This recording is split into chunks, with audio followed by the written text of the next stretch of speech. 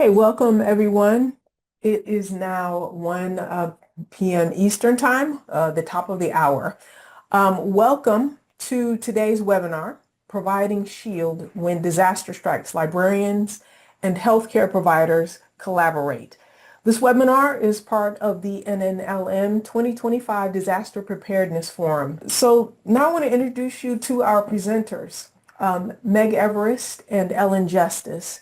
Meg Everest is a clinical and research librarian for the Mountain Area Health Education Center in Asheville, North Carolina.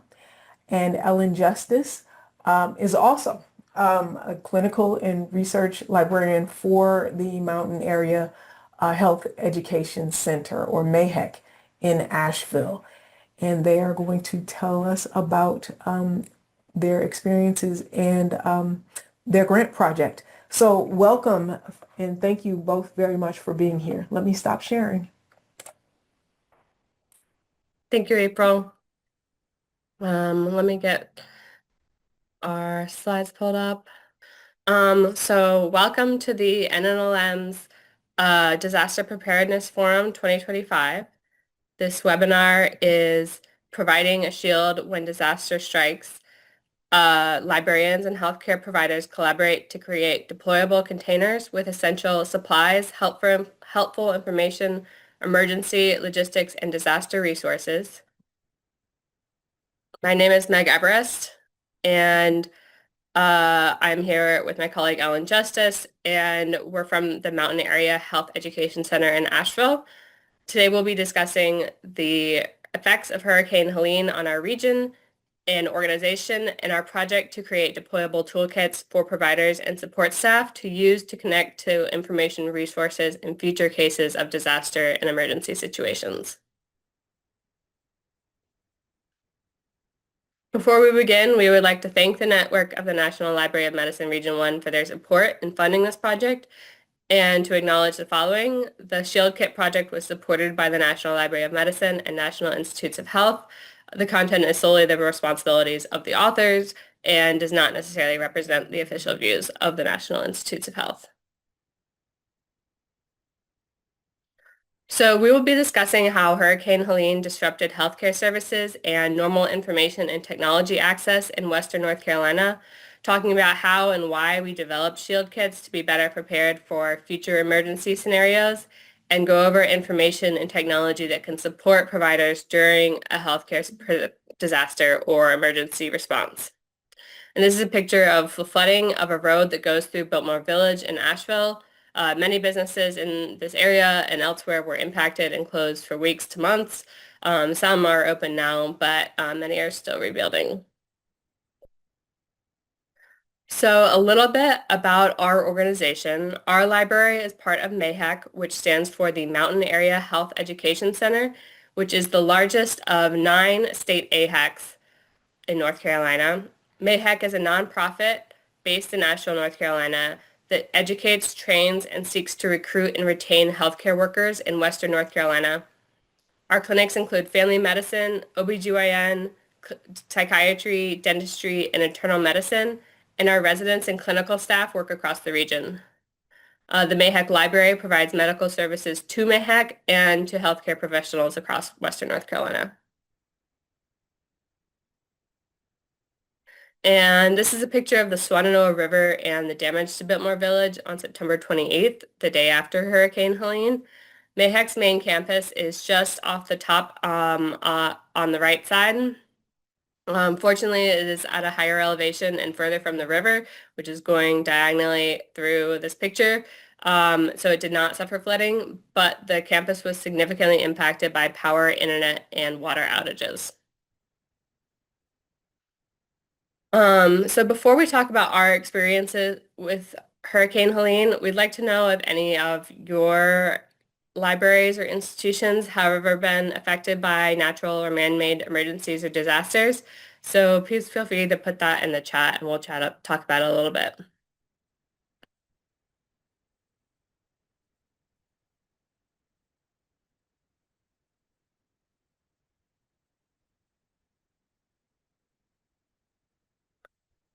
Chemical sink overflow over library, that Sounds disastrous. Flooding, yes. Wildfires, floods. After the hurricane, about 6 months later, there were forest fires in this area as well, and an earthquake.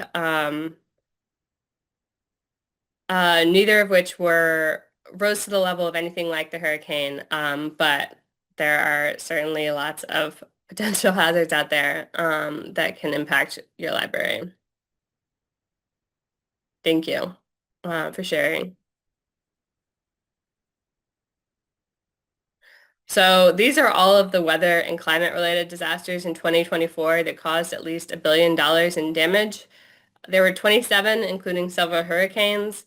We know that 2025 has had fires in Los Angeles, severe flooding in Texas, and we can certainly predict that many libraries and healthcare organizations will face weather-related disasters and emergencies every year. So now we're going to talk a little bit about Hurricane Helene and specifically Hurricane Helene in Western North Carolina. Last fall, Western North Carolina, as well as parts of Tennessee, South Carolina, Virginia, and Georgia, were devastated by Hurricane Helene. The region was battered by heavy winds and rains and received over 30 inches of precipitation in 2 days, causing major flooding and over 2,000 landslides in the mountainous slopes of the Appalachian Mountains. Towns were flooded, valleys were buried, and major roads such as I-40 and the Blue Ridge Parkway sustained serious damage with entire sections washed away. It was responsible for at least 250 fatalities, making it the deadliest hurricane since Hurricane Maria and the deadliest to strike the U.S. mainland since Hurricane Katrina. Half of these deaths were in Western North Carolina, or were in North Carolina, and by extension, Western North Carolina. The total cost of the hurricane was $78.7 billion, and the affected regions are very much still recovering. And this is part of the text of a National Weather Service flood warning issued on September 26th at 12:44 p.m., warning of considerable to catastrophic flooding from the Shenandoah and French Broad rivers and predicting that it would exceed previous floods, damage roadways, destroy buildings, and render some places uninhabitable. Some people may have not received warnings, perhaps because of their phone or being outside of the alert polygon for warnings. Other alerts warned of high winds and landslides. And this is a picture of Interstate 40 between Asheville and Tennessee. You can see the eastbound lane was completely washed out. The North Carolina DOT estimates that fixing this stretch of interstate in this area is going to cost $1 billion. So that's just one piece of the impact. And this is a rough timeline of the initial disaster of Hurricane Helene in Western North Carolina. Helene hit North Carolina on September 27th, but the storm's effects were exacerbated by a predecessor rain event that produced 10 to 15 inches of rain the day before, saturating the ground and rivers before Helene arrived. As the hurricane hit, high winds and heavy rainfall caused a multitude of downed trees and power outages, cutting off people from neighbors and emergency resources. Flooding destroyed water utilities. And later on Friday, as the storm subsided, tributaries continued to feed into the region's major rivers. The Shenandoah River and the French Broad River crested on Friday at 27.7 feet and 24.8 feet respectively, flooding the area immediately north of Mayhec's main campus, Biltmore Village, as well as the River Arch District in Asheville and other towns in western North Carolina, such as Marshall and Shenandoah. On Friday, all major roads were impassable, including I-26 and I-40, the two major interstates in the area, and the DOT released a statement that all roads in western North Carolina were considered closed. Mudslides occurred throughout the region and continued for the next few days as wet earth shifted on mountainsides and slopes. Cell towers became inoperable and could not be reached to get them back online, so there was very little communication that could be conducted within or outside of the region. Over the next few days, some self-service returned and some roads blocked by water or trees were cleared, but serious damage to utilities left many people without water and power. Many people in the region were without power for 1 to 3 weeks at least, while the city of Asheville did not have potable water restored until November 18th, over 50 days after the storm. This is the timeline for restoration for areas that were mainly undamaged or only sustained tree damage, but areas hit by flooding or landslide were much longer without power and generally much longer to recover and are still in the process of recovering.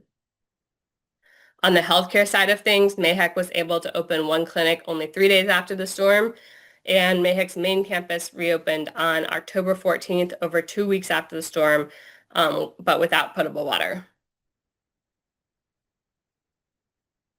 Just to give you an indication of how limited information and communication was in the immediate aftermath of the storm, this is an FAQ that was posted at the West Asheville Fire Station on Saturday, September 28th.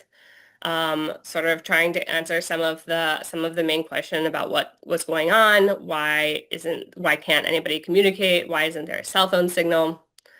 If you had access to a power source and a radio, you could tune into the Blue Ridge Public Radio station for updates. But at this point, water and power were out throughout the region. There was a mass cell outage and many roads were blocked or closed. Many people in the region without permanent shelter, electricity, and water for weeks to months. This is a photo of flooding along the French Broad River going through Asheville and the previous worst flood on record for comparison, the flood of 1916. The city of Asheville's water system was severely damaged and potable water and supplies were brought in by the North Carolina National Guard, aided by local governments and a wide network of local and national charitable organizations. And these are linemen who came all the way from Canada. They're working to restore power in my neighborhood about 10 days after the storm, and it would take a couple more days before power came back. But you can see how many trees fell down, and the trees and the roads really looked like this all over, that they were blocked in multiple places. And this is a video from about 2 months after the storm from an area that experienced a tornado caused by the storm's high winds, and this is a road going up to the Blue Ridge Parkway. So as water and power remained offline and many people had lost shelter, pop-up clinics and shelters were established in hard-hit areas such as Swannanoa, Black Mountain, and Lake Lure. These clinics helped support people who needed medical attention, chronic disease management, post-storm tetanus vaccines, things like that. Without power or regular cell service, one challenge of these clinics was access to reliable medical information.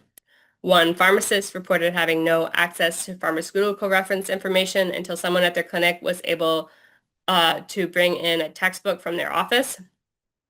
Other providers and staff who participated in wellness checks and rural outreach spoke about the difficulty of travel without cell service when many roads were impassable or washed away. From these difficulties and challenges, and in the weeks after the storm as utilities came back, we began to think about how we could be more prepared for a future disaster, especially in terms of information access and communication. With this in mind, we began to conceive of an information toolkit. And after a chance discussion with Faith Steele from NNLM Region 1, we learned that there was potential funding to develop these resources and began to work with stakeholders to put together a proposal. Next, Ellen is going to tell you about how we developed and implemented these shield kits. Yes, thank you, Meg, for that excellent overview of the disaster, which on Saturday will be 1 year since that disaster struck us. So the shield kit falls into 6 phases. So phase 1 is stakeholder engagement. Phase 2 is research and funding.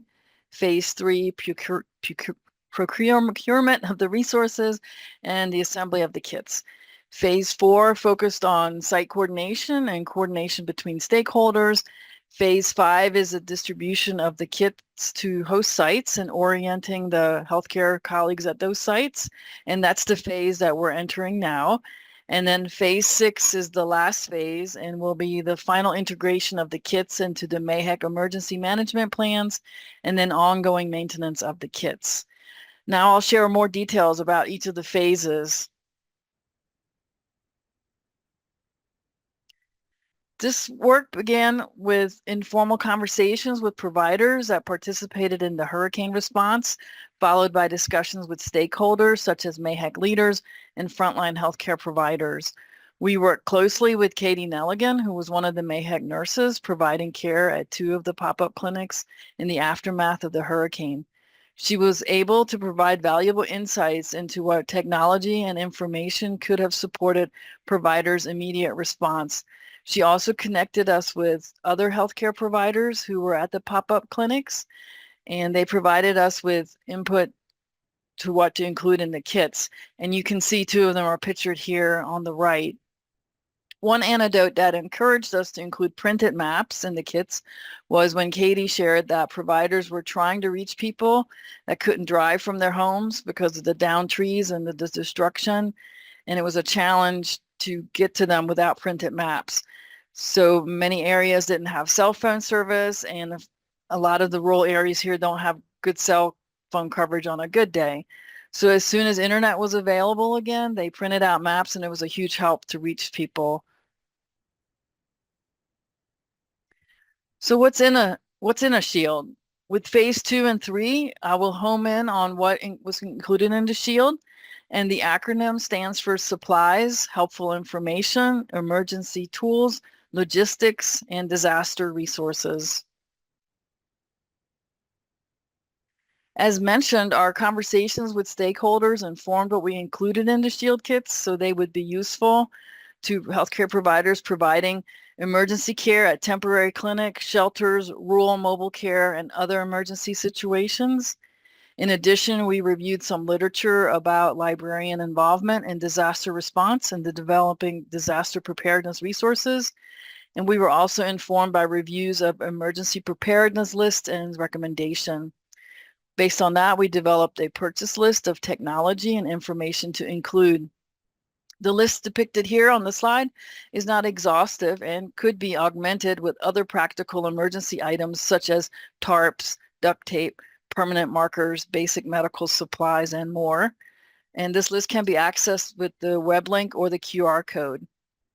In regard to funding, while we attended the MLA MAC Southern Chapter Conference in Charleston in last October, we happened to connect with Faith Steele from NNLM Region 1, and we shared the shield kit idea. She was enthusiastic and informed us that could be some funding that we could take advantage of. So we were encouraged, and we developed a funding proposal, which we submitted on February 19th, 2025. In the beginning, we also wanted to include clinical emergency supplies. However, the NNLM funds, given the timing, could only cover technology and information.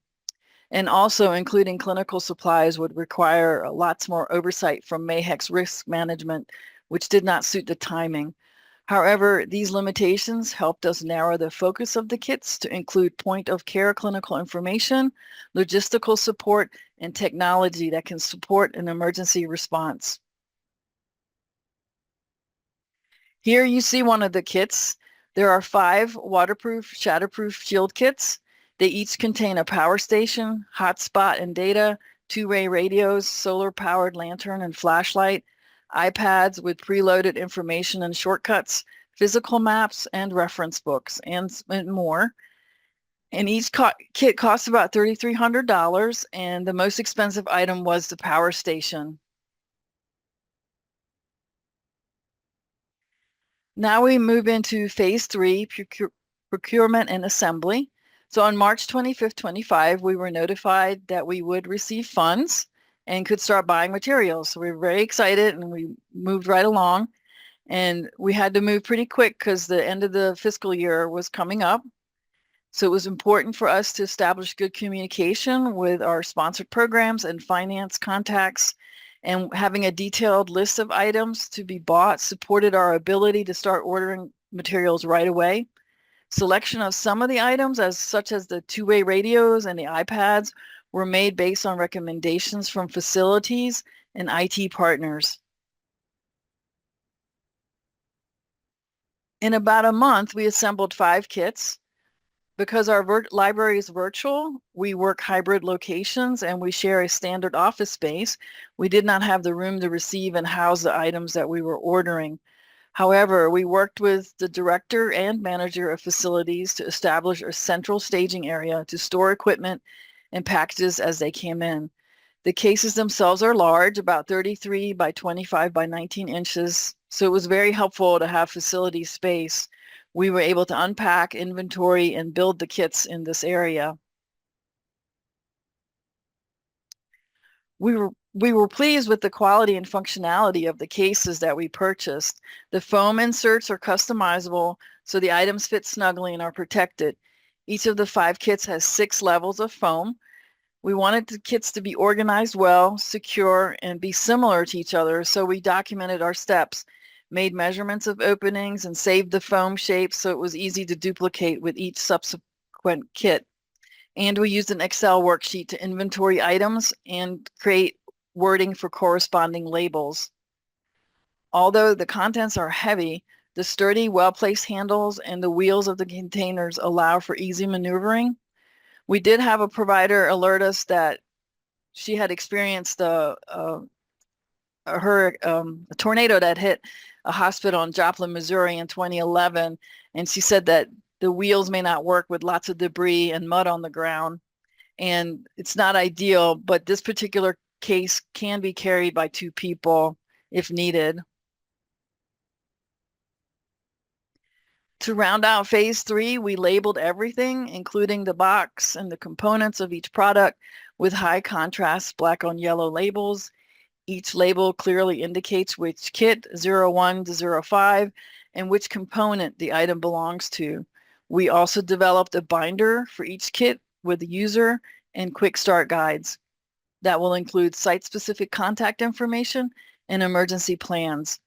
Our photographer from marketing will be designing a decal that we'll place on each kit so it's easily identifiable as a shield kit. In the last 3 months, we've been focusing on phase 4. We met with several stakeholders to decide which MAHEC locations would be most suitable to host a kit. Not only did the site need to have room to store and secure it, but it also had to have someone who was willing and able to serve as a point person and liaise with us and the safety manager. A priority was making sure the kits were located at a variety of sites to make them available throughout Western North Carolina. There are 3 in Buncombe County where Asheville is located, and there are 2 located in counties west and southwest of us.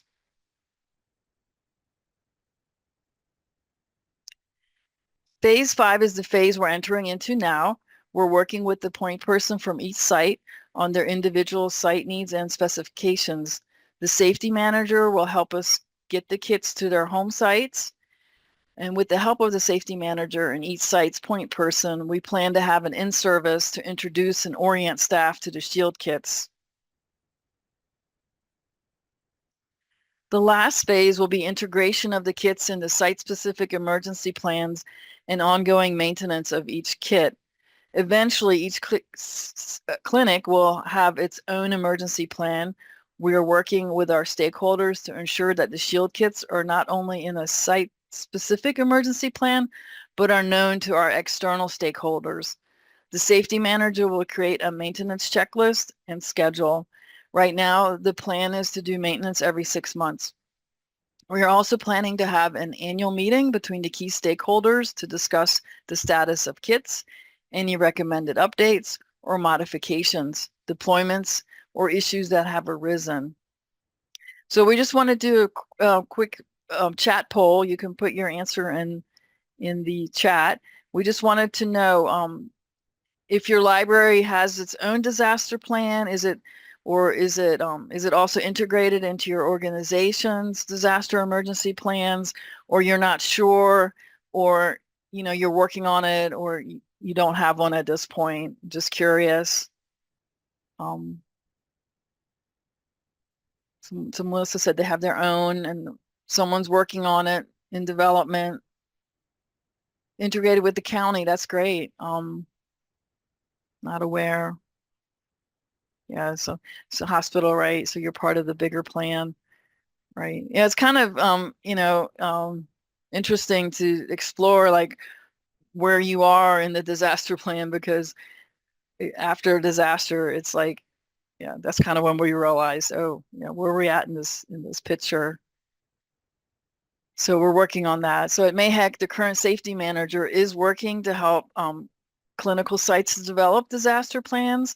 These plans will include the existence and procedure to access a shield kit if needed.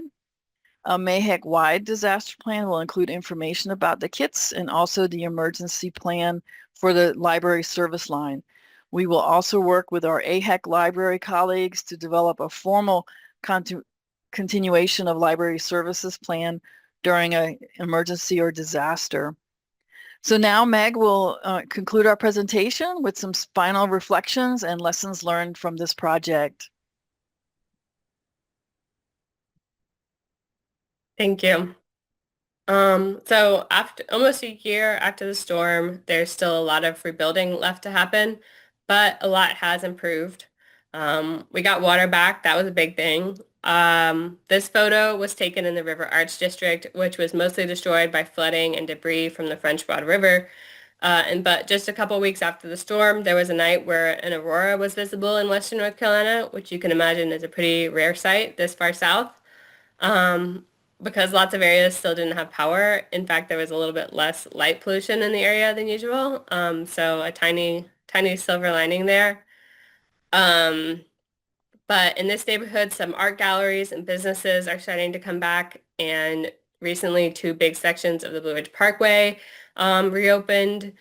And generally, it was really heartening to see the community pull together after the storm, but there's also a lot to reflect on to help us be better prepared for the next disaster we face, whatever that may be, whether it's in 1 year or in 10 years. Being prepared for future emergencies is at the forefront of many organizations' minds in this area, and I'm sure across the country. So some lessons learned and next steps. Being proactive and seeking input and partners. We couldn't have done this without advice, input, and collaboration with many of our colleagues. Along those lines, beginning discussions with stakeholders early so that people knew about the project and were already involved or invested to some degree was really helpful.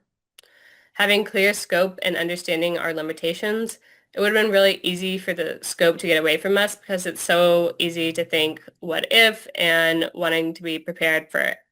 With everything under the sun, the situation background and recommendation proposal, SBAR proposal that was required for our leadership approval process was helpful in establishing the scope of the project, as were the grant requirements and our discussions with NNLM Region 1. It was also really helpful that we established a list of supplies before asking for funding because the grant was on a tight purchasing schedule and we were able to go right in and start on procurement. Partnering with those that could help lead the project forward. Again, our partners have been such a tremendous support on this, and connecting with other people passionate about prevention and preparedness has been very, very helpful. And this project has brought awareness that library and information services are important in the aftermath of a disaster or emergency and need to be visible and accounted for in emergency plans. So we realized that we need to know what our library service continuation plan is during an emergency and assure that we're part of our institution-wide emergency management plan. A big, big thank you to all the people listed here and many more that helped us make shield kits for our region a reality, especially NNLM Region 1, Katie Nelligan, Olivia Karen and Benjamin Gilmer, Scout Shaw, Trey Hill, Kathleen Custer, and everyone at Mayheck Facilities, Tessa Scarborough, the Mayheck Innovations team, and David Cox, Andrew Chow in the IT department. So thank you all for listening, and we now welcome any questions. And you can put them in the chat, or if you, I think you can unmute and if you want to ask. Melissa asked, I hope you're spreading this information far and wide. Do you have a list of vendors for the products you purchased? Yes, is the short answer.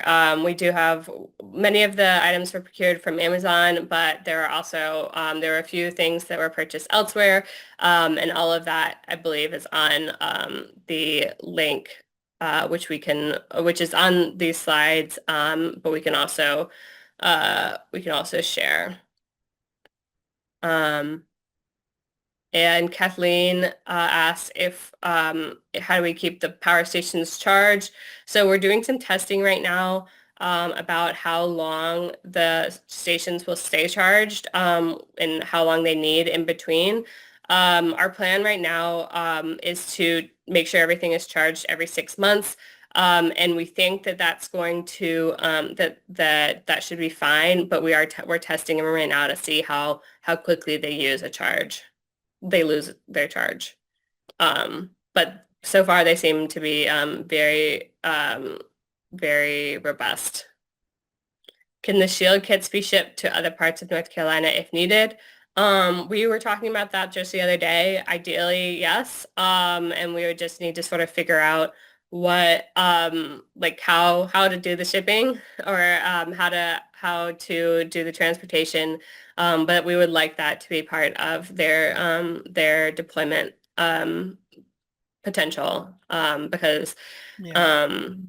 because there are many other parts of North Carolina that are also vulnerable to disasters, and we work very closely with our other AHEC library colleagues. Yeah, Thank you, yeah. Janice. Hey, Janice. Yeah, so one of the people that came in was our new safety manager. He just came on board. So when we introduced this project to him just a few months ago, he was very excited and to be part of it. And we definitely could see wanting to be able to deploy it anywhere it's needed. It's just the logistics figuring that out. So we're going to start with, putting them in the region and those sites, those 5 sites, and then we'll see where it goes from there. What happened to our library in the storm? So I think I'm not sure if we said this, but our library is virtual. So all of our resources are digital. So they because of the servers and everything, they were accessible. If you had power, if you had internet, and like the library itself is just basically our offices and didn't sustain any damage. But we ourselves couldn't connect to the internet, couldn't communicate with people. But actually one of our colleagues who got out after the storm, we received a message from the UNC Health Sciences Library, and they had offered and were able to cover our inbox while we didn't have power or communication ability, which was very helpful and was kind of a load off our minds. So the virtual library moved to another part of the state, basically. And a big thank you to them for doing that. Megan, Ellen, this is a great project. Thank you so much for sharing with us today. Thanks for watching. This video was produced by the network of the National Library of Medicine. Select the circular channel icon to subscribe to our channel or select a video thumbnail to watch another video from the channel.